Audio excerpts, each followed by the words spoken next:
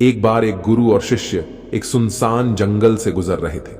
तभी शिष्य अपने गुरु से एक सवाल करता है, गुरुजी, ऐसा क्यों होता है कुछ लोगों के पास कुछ भी नहीं होता लेकिन फिर भी वो सुखी रहते हैं, आनंद में रहते हैं, और कुछ लोगों के पास सब कुछ होते हुए भी उदासी उनके चेहरे पे साफ दिखाई देती है।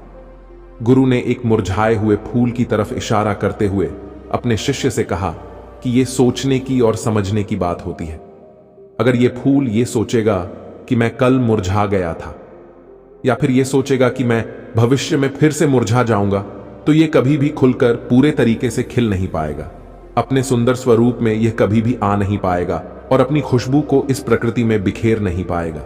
उसी प्रकार इंसान अपने अतीत की यादों में खोया रहता है या फिर अपनी भविष्य की कल्पनाएं करता रहता है, भविष्य के दुखों के बारे में सोचता रहता है या भूतकाल में जो उसके साथ बुरा घटित हुआ है उसके बारे में सोच सोचकर वो अपने भविष्य के लिए चिंतित होता रहता है। तो ऐसे मनुष्य जीवन में कभी भी सुख अनुभव नहीं कर सकता। यह समझने की बात होती है कि जीवन हमेशा वर्तमान में होता है। अतीत और भविष्य की कल्पनाएं हमेशा मनुष्य को मृत्यु की तरफ लेकर जाती हैं। इसलिए यह जरूरी हो जाता है कि जिस प्रकार हम अपने शरीर की देखभाल करते हैं उसे बीमारियों से दूर रखने के लिए उसकी अंदर से गंदगी भी साफ करते रहते हैं, उसी प्रकार समय समय पर हमें अपने मन और मस्तिष्क की भी गंदगी साफ करते रहना चाहिए, उसकी धुलाई करते रहना चाहिए। इससे आपकी बुद्धि की क्षमता तो तेज होगी ही होगी, साथ ही साथ आप हमेशा आनंद में रहने का रहस्य जान पाओगे। शिष्य ने सवाल किया कि गुरुदेव, इससे पहले कि हम मन और मस्तिष्क पर चर्चा शुरू करें, इससे पहले मैं ये जानना चाहता हूं कि जिन लोगों के पास सब कुछ होता है वो दुखी क्यों रहते हैं, और जिन लोगों के पास कुछ भी नहीं होता अक्सर वो आनंद में क्यों होते हैं। ये रहस्य क्या है, इसके पीछे क्या कारण हो सकता है। गुरु ने उत्तर दिया कि कुछ लोग जीवन में सब कुछ हासिल कर लेते हैं और सब कुछ हासिल कर लेने के बाद उन्हें सब चीजों की व्यर्थता पता चल जाती है। ऐसे लोगों को अक्सर ये एहसास जकड़ लेता है कि मैंने जीवन में जो कुछ भी पाया, जो कुछ भी किया, उससे भले ही मैंने सुख सुविधाएं हासिल कर ली हों, लेकिन मन की शांति अभी भी बहुत दूर है, अधूरी है, उस तक मैं पहुंच नहीं पाया। सब कुछ पाकर भी मैं अपने मन को जान नहीं पाया। और जब इंसान को ऐसा लगता है तो उसे महसूस होता है कि जो भी उसने कमाया वो कौंडियों के भाव का था। उसने अपना जीवन बेकार की चीजों में यूं ही व्यर्थ कर दिया। और वहीं पर जिस इंसान के पास जीवन में कुछ भी नहीं होता है उसके पास एक उम्मीद होती है, उस सब कुछ पाने की लालसा रखता है, और वही लालसा, वही इच्छा उसको जीवन में खुश रखती है, आगे बढ़ाती है, ऊर्जा से भरा हुआ रखती है।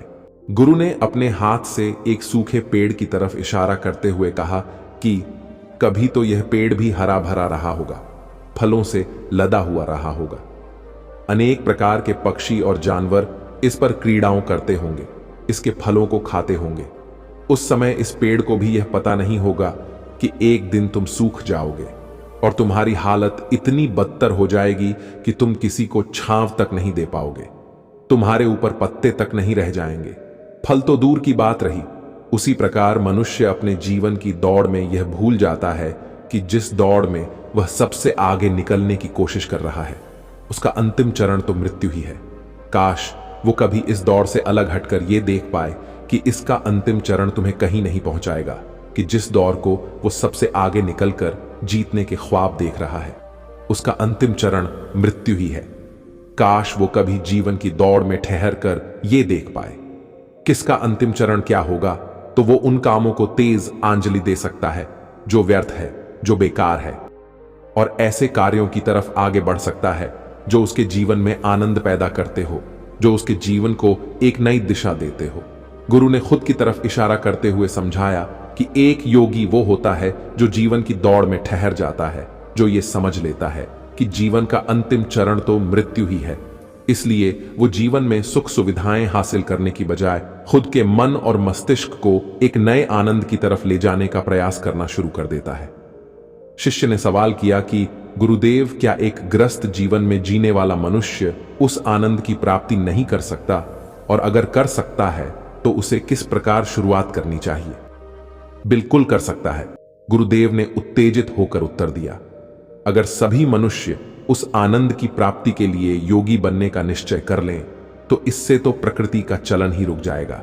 उसकी जो व्यवस्था है वो बिगड़ने लगेगी। एक सच्चा योगी अपने जीवन में खोज करता है और खोज करने के बाद वो ग्रस्त जीवन में किस प्रकार आनंद को प्राप्त किया जा सकता है वो तरीके सभी को बताते हैं ताकि मनुष्य अपने ग्रस्त जीवन का पालन करते हुए उस आनंद की प्राप्ति भी कर सके। गुरु ने खुद को संबोधित करते हुए उत्तर दिया कि मैंने अपने जीवन में जो खोज की है उसके अनुसार मनुष्य को समय समय पर अपने मन और मस्तिष्क की सफाई करते रहना चाहिए। मनुष्य अपने शरीर पर तो ध्यान दे लेता है लेकिन अपने मन और मस्तिष्क को वो भूल जाता है, उस पर कभी ध्यान नहीं देता और उसी वजह से मन और मस्तिष्क बूढ़े होते चले जाते हैं। उनमें जवानी नहीं रह जाती और जब उनमें जवानी नहीं रह जाती तो उनमें नयापन और ताजगी नहीं रह जाती, जिसकी वजह से एक इंसान उदासी से भर जाता है। उसके विचारों को, उसके निर्णय को पूरी तरह से बदल कर रख देंगी। ऐसे मनुष्य की दृष्टि भी भ्रमित हो जाती है। वो सत्य स्वरूप को नहीं देख पाता। वो चीजों को उन घटनाओं से जोड़कर भ्रमित तरीके से देखता है।